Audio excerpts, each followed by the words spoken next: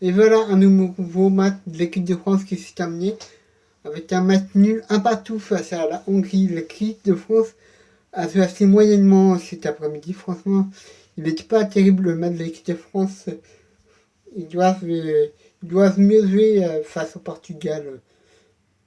Très, très clairement, là, l'équipe de France a eu du mal. Et la Hongrie méritait peut-être de gagner ce match parce qu'ils ont été meilleurs. Mais il y a un joueur français qui a été mais qui a été qui a vraiment très très très très mal joué. Pavard. Ce match il a oublié, mais complètement à oublier pour lui. Il a été bousculé dans les duels. Il est sorti pardon. Il est sorti pardon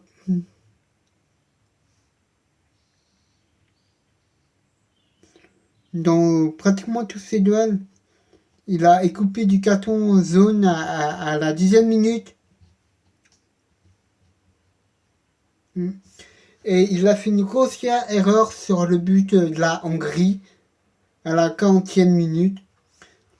Franchement, Benjamin Pavard, mauvais. Très, très mauvais. Il a été très, très mauvais. Il a été très, très mauvais cet après-midi.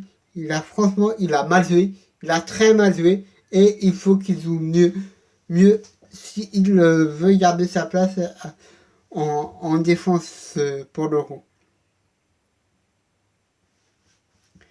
Il a été fautif, il a très clairement été fautif sur le but. Et ses appuis étaient très très inquiétants. Il a été aussi peu présent offensivement. Il n'y a rien n'a marché avec lui. Rien n'a marché. Benjamin Pavard, Max a oublié très clairement.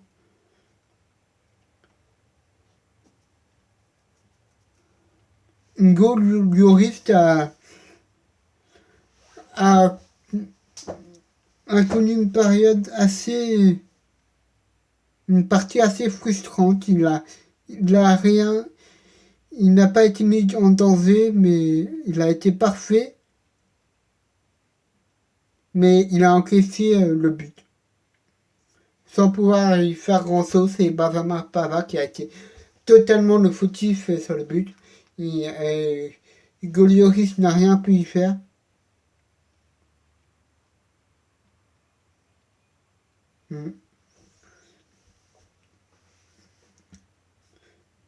Mais il a permis à Mbappé, il a fait une relance lointaine dans la seconde période qui a permis à Mbappé de se battre pour hériter du cuir et du savoir Griezmann qui a marqué le but d'égalisation à la 66e minute, tout ça.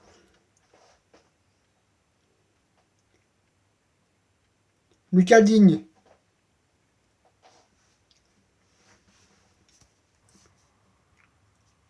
Il a été très généreux dans l'effort. Il n'a pas hésité à dédoubler. Il a su repliquer dans l'axe.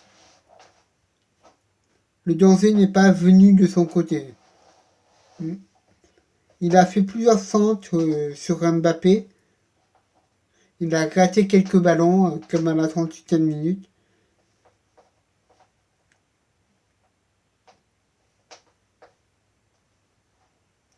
Il a fait un match assez bon, même si c'était un titulaire assez surprise. On attendait plus Hernandez. Mais au final, c'est Lucas Digne et il a fait un assez beau match. Voilà. Il a rendu une copie franchement très propre cet après-midi.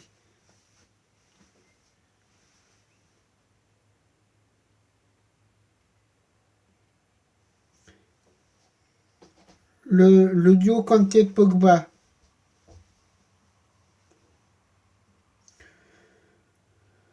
Bof, Kanté, il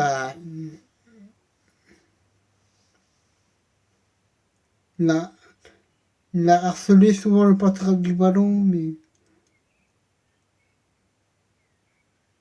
mais le bloc bas de la Hongrie l'a empêché de se projeter dans la défense, de se projeter au milieu de terrain comme il sait si bien le faire. Et Pogba, franchement, il a fait un match assez moyen. Il n'a pas été transcendant, il n'a pas été aussi transcendant qu'il a été face à l'Allemagne. Il a fait un match assez moyen, un match bof, quoi.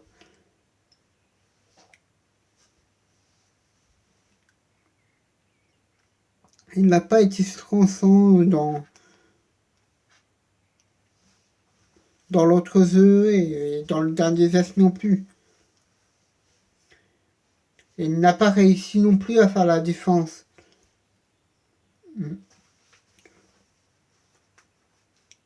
Il a été présent offensivement quand même, mais il n'a pas trop pesé dans l'attaque. Mais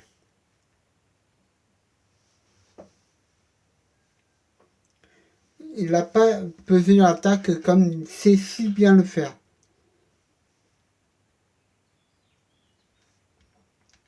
Et Griezmann, c'est très clairement l'homme du match.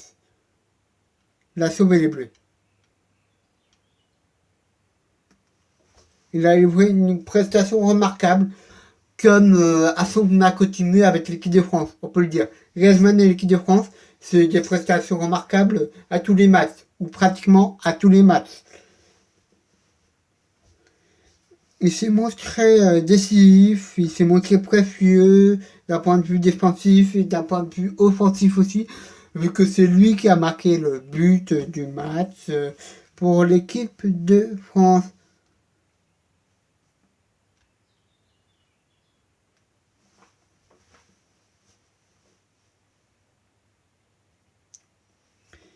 Il a réalisé de nombreux retours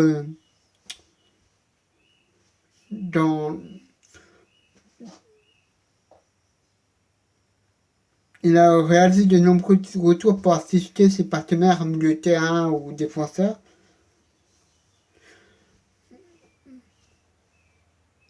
Et notamment dans les temps faibles de l'équipe de France, qui était plutôt en seconde période, en début de seconde période, juste avant le but de Griezmann. C'était là le gros temps faible de l'équipe de France. Ouais.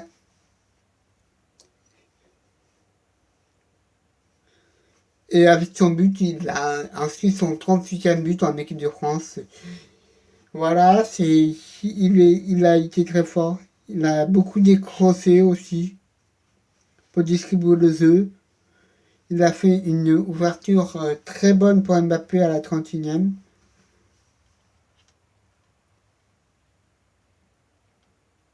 Mbappé. Parlons-en de Mbappé. Il a beaucoup tenté. Il a été très actif aux avant-postes de l'équipe de France. Il a été assez distrait dans le début du match, qui était assez compliqué pour lui.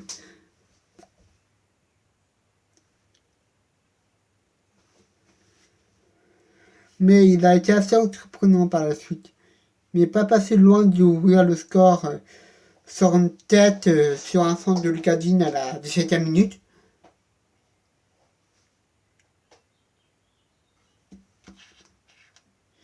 Et 2 minutes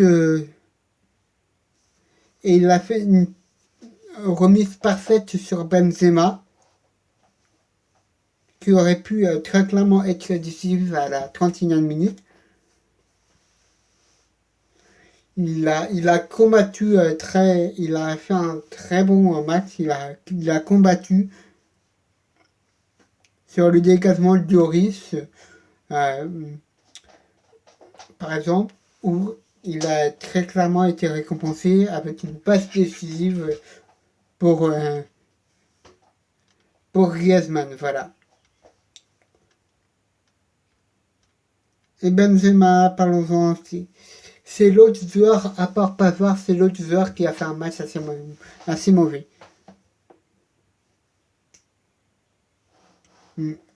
C'est un nouveau match assez compliqué et frustrant pour lui. Il a manqué de justesse dans le dernier geste.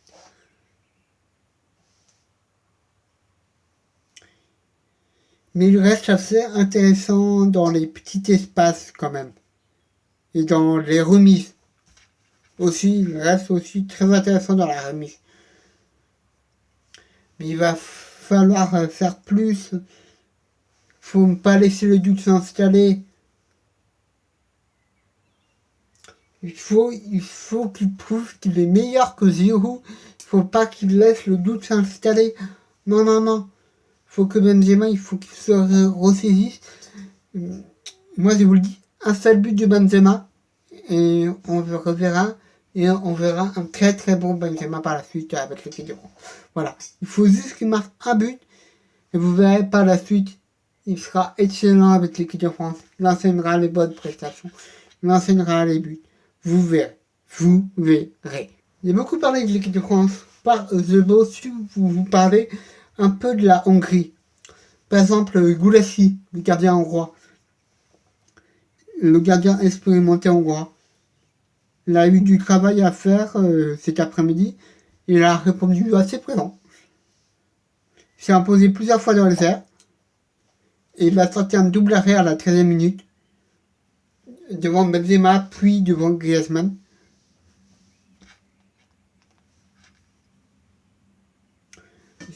Son équipe a tenu le soc pendant longtemps. C'est en grande partie grâce à lui et à sa sérénité et à sa solidité sort des occasions françaises, par exemple à la 74e ou à la 92e. Mais il ne pouvait malheureusement rien faire pour l'égalisation française de Griezmann à la 67e minute. Autre joueur hongrois très intéressant, Fiola. Le latéral gauche hongrois a mis des misères à Benjamin Pavard, qui a très clairement pas été dans son match cet après-midi. Il a proposé plein de choses et il a offert des solutions à ses partenaires, des solutions très intéressantes.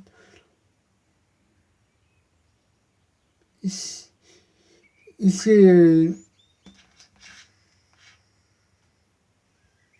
y a eu un petit vide à la demi-heure de jeu, mais il s'est vite repris. Et il a ouvert le score à la 45e minute. Il a fait un match très clairement de patron. Il a très bien joué. Il a très très bien joué. Il a fait un match de taille patron. Et autre joueur hongrois qui a fait vraiment un bon match, Klein Eisler. Il a été impressionnant. L'intensité qu'il a mise ce samedi était vraiment très impressionnante. Il a multiplié les courses, les tacles. Il a été très précis dans l'entrejeu hongrois. Il a apporté de la présence aussi dans la surface. Bon. Donc, voilà, l'équipe de France a fait un match nul un partout face à la Hongrie. Voilà, l'équipe de France a moins bien joué que face à l'Allemagne. Voilà. Et les Hongrois, ils ont eu quelques joueurs qui ont vraiment bien joué, comme Fiola, comme Gulácsi. Et voilà, et ce score un partout est assez logique, je pense. Et donc, je vous laisse. Et à 18h, il va y avoir un autre très gros match, Allemagne-Portugal. Et pas que l'Allemagne va gagner comme ça, on restera les gardes du coup. Allez l'Allemagne, go l'Allemagne chasse, go l'Allemagne chasse, allez gagner comme ça, on reste les gardes du groupe et vous resterez dans la course. Comme ça, c'est bien. Voilà, tout le monde est gagnant. Allez, ciao les gars.